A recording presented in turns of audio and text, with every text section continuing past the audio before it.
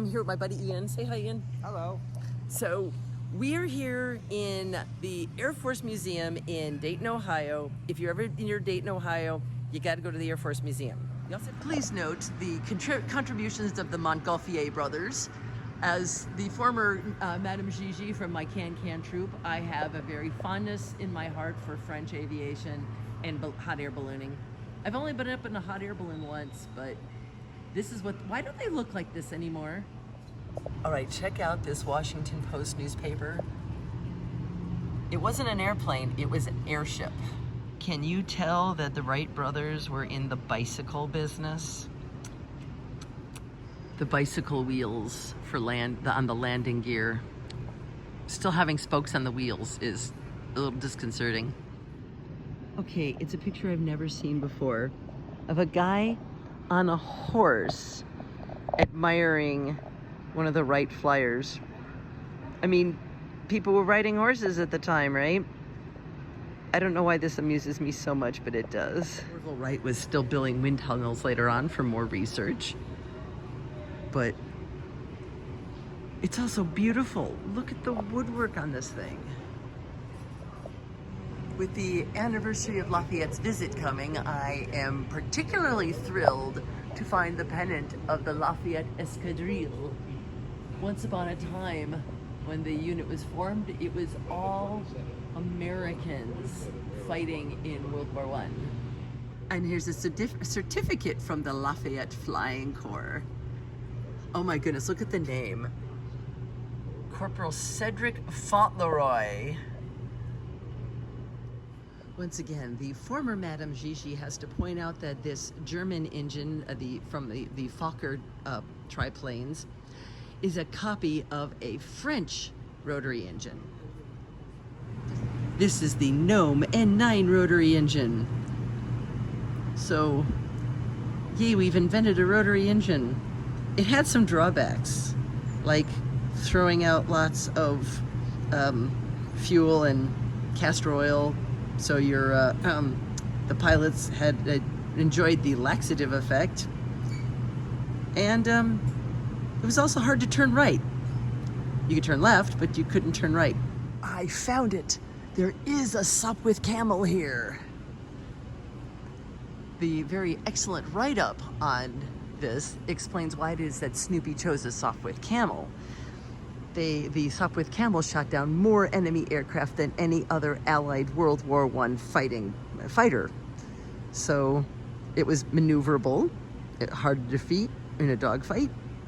So, well, yep, there it is. I had to zoom in and show you guys the guns. I assume those are the guns that are above the propeller for the Sopwith Camel. The squadron emblems from World War I are fascinating. And sometimes, I wouldn't say disturbing, but wouldn't happen today. And here's one that we know how to find. We know how to find the Lafayette Escadrille. That's the emblem for that. But we get buffalo, and okay, where's my favorite might be the top, Uncle Sam's hat is in the ring. I assume that's what we're talking about. Since I'm from Dayton and have lived in Kettering, I have to show you guys the Bug. They were still in research and development and never actually saw combat, but yes, this really is a bomb. Aerial torpedo. The nice gentleman from the airplane museum here says that the Fokker D7 is the only plane mentioned specifically in the treaty. These planes had to be turned over as part of surrender.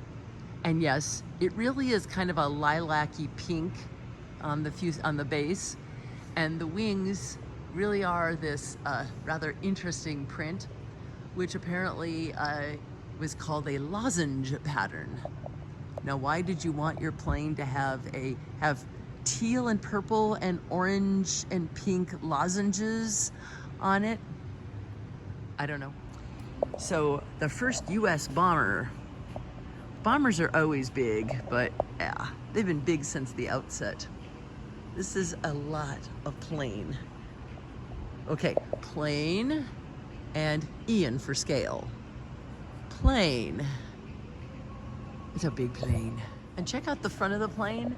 Yes, there is a window on the nose of the plane.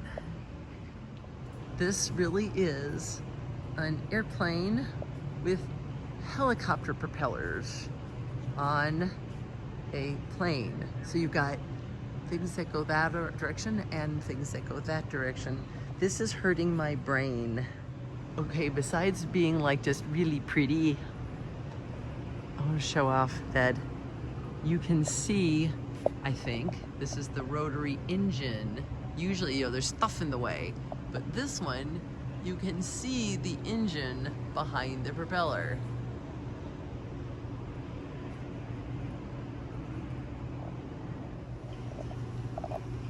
This Fairchild is displayed in a colorful way. It's actually got a sign labeled "A Flight Training Mishap."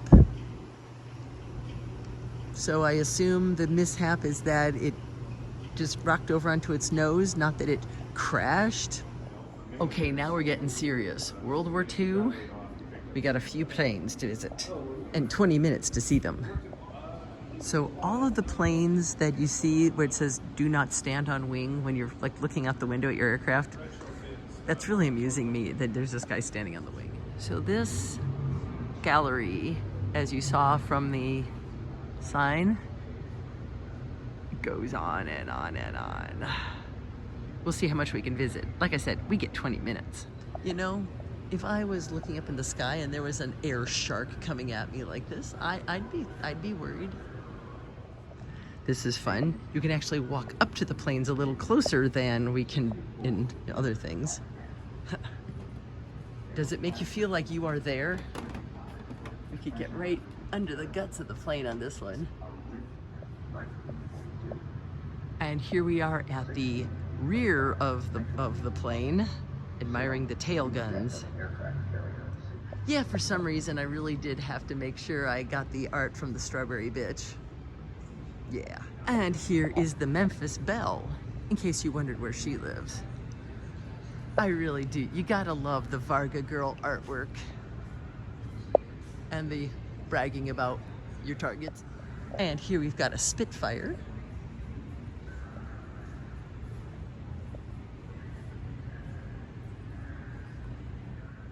The tail on this one's really fun. Oh, this is gonna be interesting, through the plexiglass.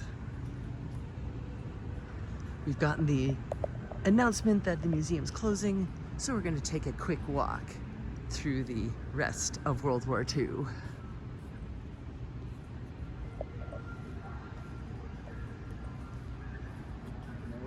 There's a boxcar. Oh yes, so we've got a boxcar here for the boxcar. Yeah.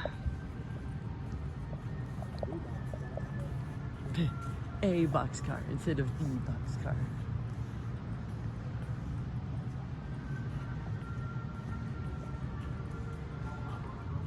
All right, I am going to say that pilot Jones Dabrowski has got to have been a good Polish boy, says the Polish girl. But look at that impressive record.